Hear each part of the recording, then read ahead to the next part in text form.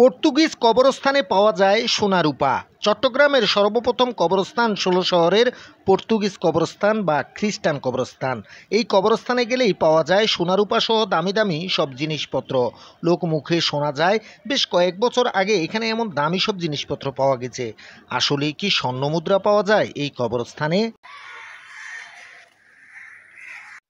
যে কবরস্থানে দাঁড়ায় আছে এটা ৩০০ বছরেরও বেশি পুরানো। এই কবরস্থানটাতে স্বর্ণ, রূপা এগুলি পাওয়া যায়। অনেকে পাইছে এরকম একটা মানে গুঞ্জন উঠছে।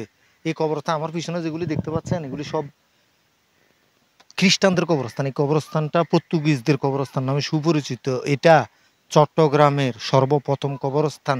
যে কেউ এখানে একা আসলে ভয় পেয়ে যাবে। ভুতুড়ই একটা পরিবেশ চারিদিকে দেখতে পাচ্ছেন।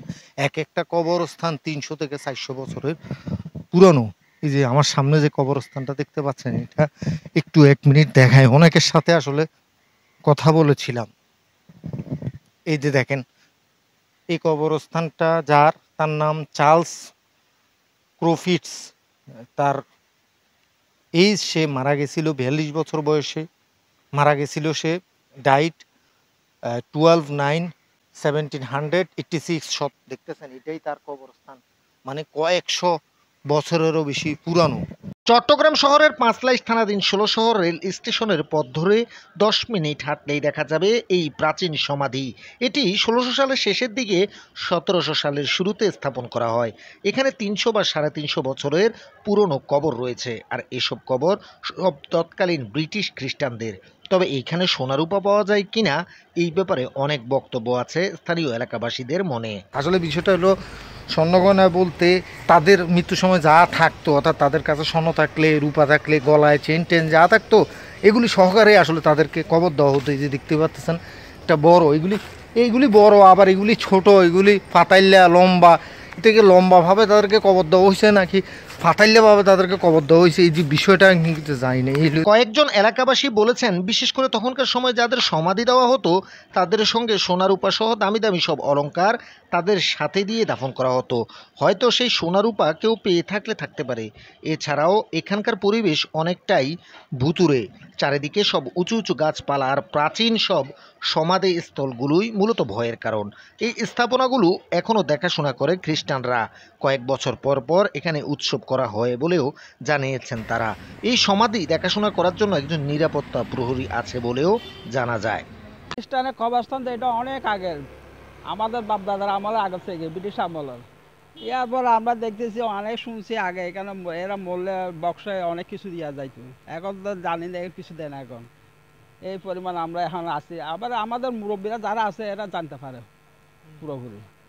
একসময় দিত, এখন দেয় না। এখানে ঘুরতে আসি নাকি অনেকে স্বর্ণ টন্ন পাইছে। পাইছে আগে, পাইছে না আগে পাইছে।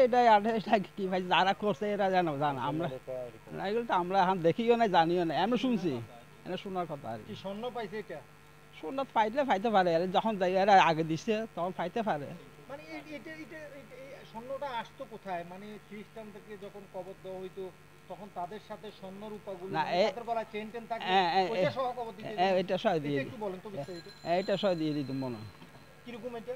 এটা কিন্তু আমরা তো বাস্তবে দেখি নাই, আমরা আমাদের দাদা দাদির মুরব্বী থেকে শুনছি। আমরা তো নিজে দেখি না, নিজে স্বয়ং চোখে দেখতাম না, বলতে পারতাম। ধন্যবাদ। এই এলাকা ধরেন যা খ্রিস্টান কবরস্থান আছে এটা জানি, বা এটা বিশাল এলাকা খ্রিস্টানদের। এখানে ওনারা এখানে কবর হয়, মানুষের মুখে শুনছি আর কি, কিন্তু আমি চোখে দেখি নাই কোনো সময় যে অনেক কিছু পাওয়া যায় আছে। অনেকে যে স্বর্ণ মুদ্রা এগুলা বলে আগে মারা গেলে লগে দিত, শুনতাম আর কি।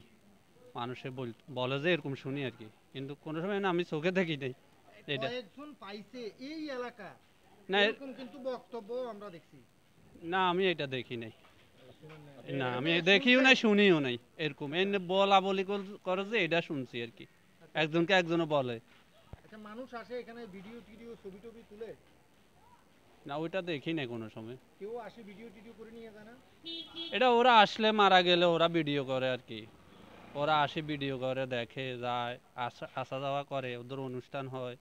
আবার ওরা আসলে মারা গেলে অনেক লোক আসে খ্রিস্টানরা। হ্যাঁ হ্যাঁ, তখন আসে। আবার এখানে গার্ড আছে তো, আজকে তো উনি আসে 10টার দিকে, একটা পর্যন্ত থাকে। ওইখানে গার্ড আছে, উনি বলতে পারবে অনেক কথা। ভিতরে কি ভুতুরে পরিবেশ কিনা, জিন ভূতের থাকার মতো এরকম একটা পরিবেশ কিনা, ভিতরে অন্ধকার একটা ভয়ঙ্কর পরিবেশ কিনা? এইখানে তো এই দেখাই যাইতেছে হাওয়া বাতাস আগলাপ জিন পরি ভূতের একটা আশ্রয় দেখা যাইতেছে এখানে। ভয়ঙ্কর ভয়ঙ্কর লাগে। ভয়ঙ্কর ভয়ঙ্কর ভয় লাগে। হ্যাঁ, আবার এই আর কি